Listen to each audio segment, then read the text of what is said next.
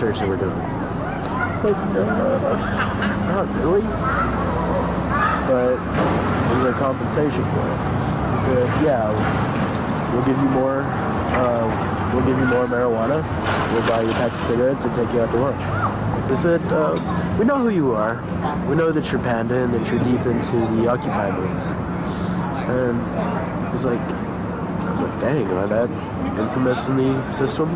They would give me a quarter more of marijuana, and if I said I would become a informant. Me being the devious bastard that I am, I said, sure.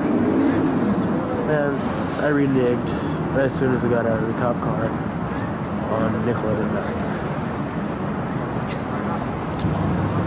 They didn't really mention too much of what they wanted to know. They said that they would contact me when the time's right. Just another example of somebody leaving sober, bombed out of their mind. This just goes on all day.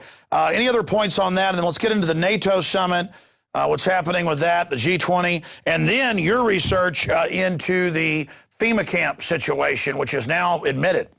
Yes. Well, I would just, simply wrap this up by saying the DRE program was supposed to resume today at 3 o'clock. And so we'll see if there are still personnel trying to run this program. We will see if there are vehicles down at the Minnesota Department of Transportation facility, which is at 66th and Cedar Avenue on the east side of the Minneapolis airport, west side of the airport. And so we'll see if they keep running this program. We had to put this video out quickly because this was really, really unsafe for everyone. And so I'm really hoping that the program has been stopped. One more point I forgot to add. In the video, he talks about they tried to get him to become an informant. Mm-hmm. Yeah, absolutely. He said that they basically gave him a quarter ounce of marijuana in exchange for promising to give them information later. And then the other guy, the guy with the big hair, Forrest, he also was started questioning, and he was so intoxicated that he started talking. And so we can clearly see that this is being used to train them to, convert people into informants. Like if it's a training program, that's what they're training. No, that's how the cops turn your kids against you. This is what some of the Soviets did, is give them drugs. And so now the cops are the drug pushers. I guess they've always been the drug pushers. Look at Serpico. Right. They're keeping the market alive, right? Making sure the profit margins flow to the financial industry, also known as Wall Street. That's what I try to tell people. I mean, folks, do not use Big Pharma. They make money, these illegal drugs. It's just, come on, you don't need it. You fall into their trap. But the problem is now they're making whole milk evil so they can raid us. This whole war on drugs, as you said, is proliferating into every level. The surveillance society, the surveillance of banking, the harassment. I mean, every once in a while I get allergies and I go to get some Sudafed and they get my license and scan it and it's such a joke. Yes, and the sad thing at the public policy level, which I've covered at the state legislature for a long time, legislators who are working on expanding the war on drugs are very deceptive about the fiscal impact of those expenditures, which are obviously a really bad use of taxpayer money that we can't afford right now. The prisons are bankrupting us. The prisons Yes. are bankrupting us. Yes, but they lie about the fact that these programs will cost money. They lie about the fact making them open-ended will cost money. They basically, it's just disgusting the amount of essentially authoritarian patronage networks which you can expand and finance through this process. It brings black ops to America. It brings corruption of police. They made so much money off 9 years of prohibition. As soon as the alcohol prohibition was over, they made a bunch of drugs you could buy at the drugstore illegal. And drug use went way up. You can corrupt the police, corrupt the population. You can cut it down. You can create all these rivers of black market money. It's amazing. Look at how the war on drugs has wrecked Latin America. And just for survival, even their corrupt elites are saying legalize it now. And I want your comment on that because you alluded to it. This drug-dealing banking cartel is in crisis. The jig is up. I'm even hearing when Pat Robertson says decriminalize marijuana, you know they're in trouble. Right. And, the thing is that things that can't go on forever don't. And so at certain points, such as with this video, we're going to finally start laying out the chunks of that that basically bring down the fact that it's a system of fakeness. It's a system of fraudulent representations, which let them kind of, keep committing acts like shaking people down, going to court, etc. And eventually that system of fakeness will start failing if we just keep working at it. But it will take a lot of work to make that happen and to prove to everybody the whole thing is one huge fake scam and that we can't keep doing it anymore. And everyone's records should be expunged. The whole thing should be deleted from everyone's criminal records. Dan Fight, you're certainly fighting tyranny. I'm impressed. You got 10 minutes. The floor is yours. I'm turning it over to you to get into the FEMA camps, your other research, other things you're working on, websites, other groups. It's good to know people out there understand what's happening. Break it down. Yes, thank you. One thing I just want to mention is that obviously the NATO summit is coming up in Chicago right now, and that is a national special security event. And so what that means is a whole different kind of set of circumstances come into play. I did just write a story a couple of weeks ago about a new department inside Homeland Security called Homeland Security Investigations. And these guys are getting involved in everything from national special security events to copyright enforcement to hackers to, you name it. They even have literally black helicopters landing at the Super Bowl so SWAT teams can defend the 35-yard line. I'm not even kidding.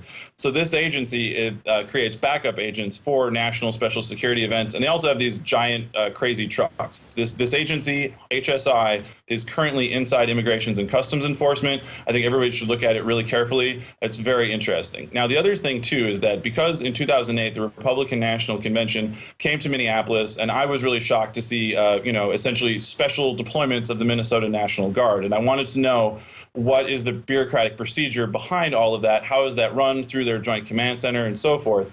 And so I've been looking very carefully for details about that. And so in 2010, I found a file, a PowerPoint presentation on a U.S. Army Corps of Engineer web server for something called National Level Exercise 2011, New Madrid Seismic Zone sort of earthquake test. And so in the presentation, they had accidentally left notes inside the presentation file about a different plan, which is called U.S. Northcom Con Plan 3502. A con plan is a concept of operations plan. It's essentially a planning template. It's so when they pull a plan off the shelf and then they set it up in a place, they use a con plan to set it up. And so Con Plan 3502, which is called Civil Disturbance Operations, I found documentation that is the replacement plan for the Garden Plot, which is the plan that the Pentagon used to deploy troops inside the United States. And so I found evidence or citations that Con Plan 3502 includes domestically operated detention facilities by the military. It includes riot control gear, and it includes warrantless search and seizure. So at places like the RNC, the 2009 G20 in Pittsburgh, which I was also at, and then as well as this upcoming NATO summit, I think we can safely say that Con Plan 3502 is an important underlying planning document for the deployment of troops in the United States. They use these national security events as beta test, not just here, but worldwide. They're duplicating. I noticed at G20 where Dew got arrested 2 years ago, they were snatching and grabbing people. We learned it was private security, was in command of the military, the police, everything. Well, it's all heavily coordinated, across these different categories. Like domestic military isn't supposed to be doing this. They aren't supposed to be guarding the jail, which they were. The National Guard was. And so they, at the one level, they use something called Con Plan 3501, Defense Support of Civil Authorities. And that's the plan that's activated if they use helicopters during a flood or whatever. So that's the sort of benign plan. And then that's available publicly. It's called DSCA. And I think I saw a reference sort of in a way to the story that you guys just posted about this new camp thing. So DSCA is the benign one, and then Con Plan 3502 is the new, essentially the new Garden Plot, the new stuff, the hardcore thing, the locking up. It is classified secret. And so I would, obviously urge anybody that has information about this to step forward, because this is very important to our freedoms. And I think it's a very concrete example of the kind of thing that people need to look into. But if we can find those details and lay them out, then I think everybody's operating from a position of better information.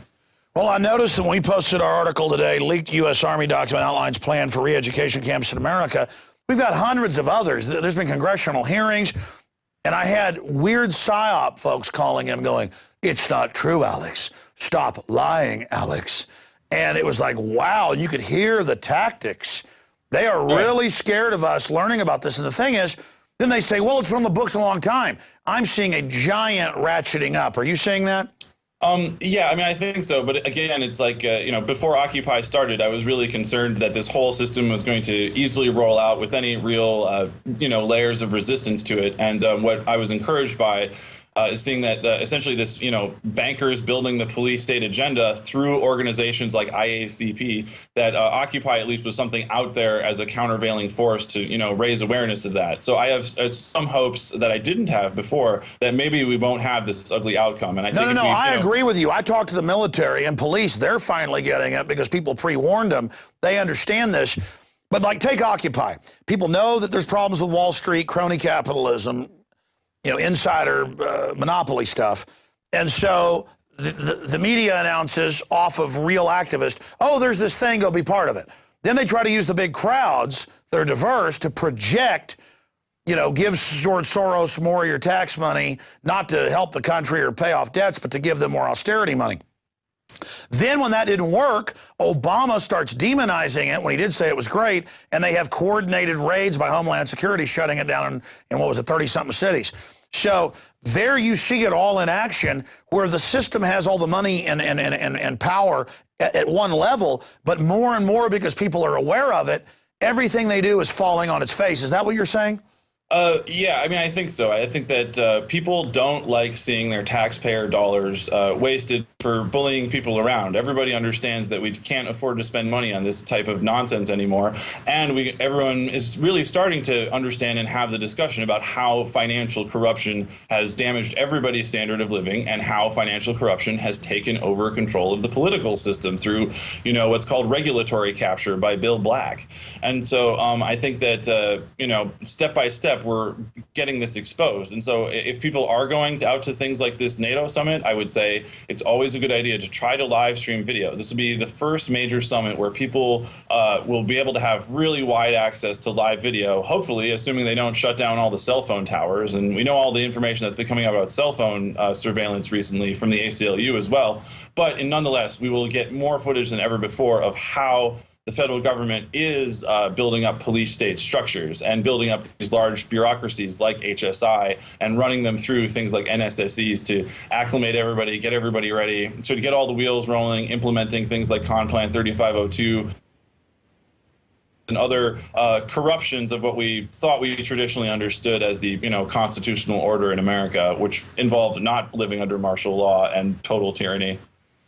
Well, I'm impressed with your analysis and understanding of this subject. What do you say to people who just hear my show or read your blog? And I want you to plug all those here on air for us. We've had them under you, but it's important people visit those because your information is very accurate.